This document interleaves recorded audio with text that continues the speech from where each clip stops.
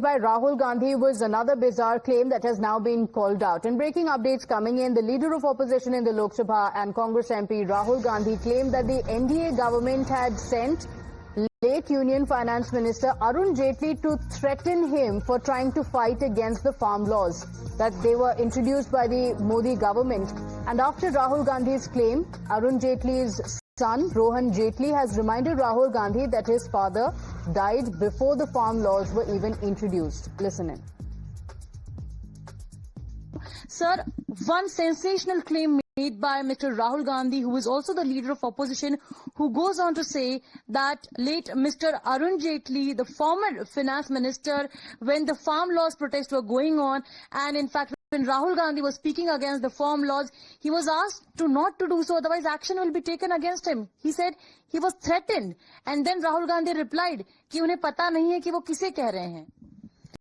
See, it is not just irresponsible of him, but also it is appalling that how could he have had a meeting with an individual where my late father had passed away in the year of 2019, in the month of August to be precise.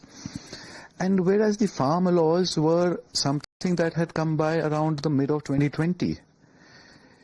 June of 2020 onwards, if I'm not mistaken, September in 2020 they were tabled in Parliament, and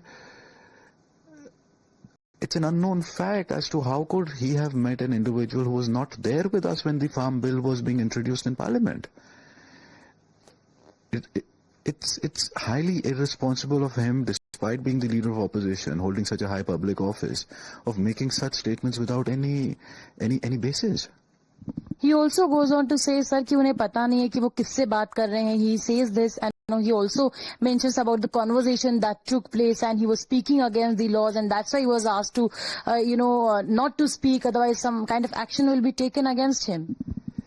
See, I really cannot correlate with the content that he's saying, because during my late father's lifetime, the farmer bills were not even something which were in the contention. They are something which only came by post his demise.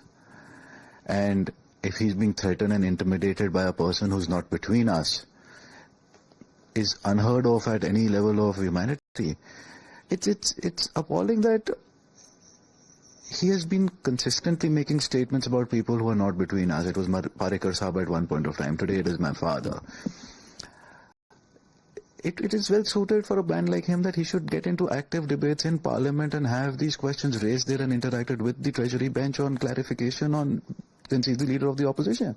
There's no restriction. And with surely holding such a high office, it is extremely important that he also holds it with some responsibility. In regard to the fact that saying that I was threatened by him, it's upsetting because my late father was a man who was a consensus builder. He was a staunch nationalist. He has always during Prime Minister Modi's first term as Prime Minister, when the GST was brought about, there was a consensus arrived at. There were active interactions done across benches for the GST to be brought about. At no point of time during his lifetime has ever anyone in the political space or in the public space ever said that I have ever been threatened, intimidated, or spoken with a demeaning manner by him. So when you say something like this in regard to a legislation which came by post his demise, is just uncanny. That how could you have met a person who was not there with us at that point of time? Congress leaders are also coming up with a clarification. They are saying that he was not mentioning about farm bills. Then they say that he was mentioning about LA, the land acquisition bill. But they also mentioned that this happened, this conversation did take place. They are still, confident that this conversation did happen. See, it is highly unlikely that conversations of this nature would have happened, because something that is not a part of a person's nature to be of cannot be because someone wants that to be. And coming out with statements subsequent to a demise of a person who is not there to defend himself is not it's not just sad, but also very demeaning for a man of his stature to do so.